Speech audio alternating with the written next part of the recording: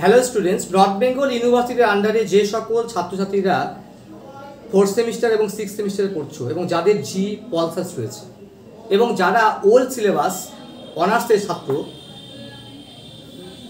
যারা তোমার জি পল রয়েছে, আজকে ভিডিও তাদের জন্য। যে সকল ভাই বোনরা আমার অনলাইনে ক্লাস নিতে চাও, তারা আমাদের সামান্য ফির বিনিময়ে অনলাইনে ক্লাস করতে পারো। অনেকদিন হলো ক্লাস শুরু হয়ে গেছে। আমাদের যোগাযোগ করো 9749941990 অথবা 7797308455 এই দুটো নাম্বারে। ভালো লাগলে বন্ধু বান্ধবদের শেয়ার করবে এবং আমরা অন্যান্য সাবজেক্ট ধাপে ধাপে সমস্ত দিচ্ছি, তোমরা খুব ভালো করে তোমরা পড়তে থাকো।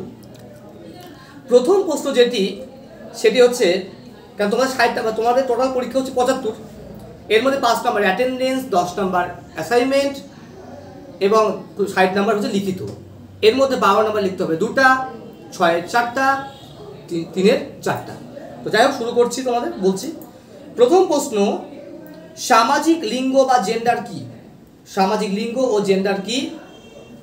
সেক্স বা জৈবিক লিঙ্গ কি? এদের পার্থক্য, অর্থাৎ সামাজিক লিঙ্গ বা জেন্ডার এবং জৈবিক লিঙ্গ বা সেক্সের মধ্যে পার্থক্য কি?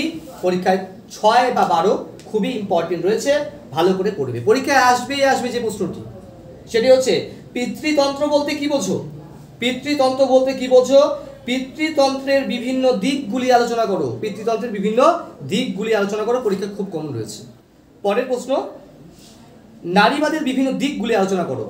নারীবাদের বিভিন্ন দিকগুলি আলোচনা করো। এক্ষেত্রে আমি অবশ্যই বলতে হবে দিকগুলো, যেমন এর মধ্যে রয়েছে উদারনৈতিক, মার্ক্সীয়, পরিবেশ, উত্তরাধিকার, এরকম রয়েছে, এগুলো পড়তে হবে। ঠিক আছে। পরের প্রশ্ন 3 বা 6 হিসেবে পড়বা, নব্য বা নয়া নারীবাদের চিন্তা সম্পর্কে আলোচনা করো। খুবই ইম্পর্টেন্ট প্রশ্ন, পরীক্ষা ইম্পর্টেন্ট 100% মনে হচ্ছে আসবেই। সেটা হচ্ছে নারীবাদের উদ্ভব এবং বিকাশ সম্পর্কে আলোচনা করো। সেটা ভারতে হতে পারে, ভারতের বাইরে হতে পারে, খুবই কমন রয়েছে, পরীক্ষায় ভালো করে পড়তে হবে। পরের প্রশ্ন, প্রাক স্বাধীনতা এবং পূর্ব স্বাধীনতায় নারীবাদী আন্দোলন সম্পর্কে লেখো। আবার বলছি, প্রাক স্বাধীনতা ও পূর্ব স্বাধীনতা নারীবাদী আন্দোলন সম্পর্কে আলোচনা করো, পরীক্ষা খুবই কমন রয়েছে। পরের প্রশ্ন হিসেবে বলবো, 100% 6 এটা আসবেই, বিভিন্ন সমাজ সংস্কারক আন্দোলনের মধ্য দিয়ে, বিভিন্ন সমাজ সংস্কারক আন্দোলনের মধ্য দিয়ে নারীবাদী আন্দোলন আলোচনা করো। নারীবাদী আন্দোলন আলোচনা করো, খুবই কমন রয়েছে। পরের প্রশ্ন, ভারতে নারীর সম্পত্তির অধিকার সম্পর্কে আলোচনা করো। ভারতের নারীর সম্পত্তির অধিকার সম্পর্কে আলোচনা করো, অর্থাৎ বাবা মা, স্বামী, বিয়ের আগে যে সম্পত্তিগুলো থাকে সেটার উপরে মেয়েদের কি অধিকার রয়েছে, আলোচনা করো। পরের প্রশ্ন টিকা হিসেবে খুব ভালো করে পড়ে যাবে,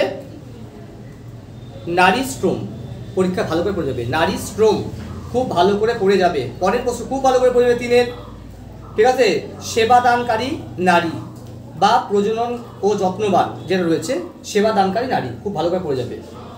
এটা গেল। টিকা হিসেবে পড়ে যাবে কৃষ্ণাঙ্গ নারীবাদ, টিকা, কৃষ্ণাঙ্গ নারীবাদ।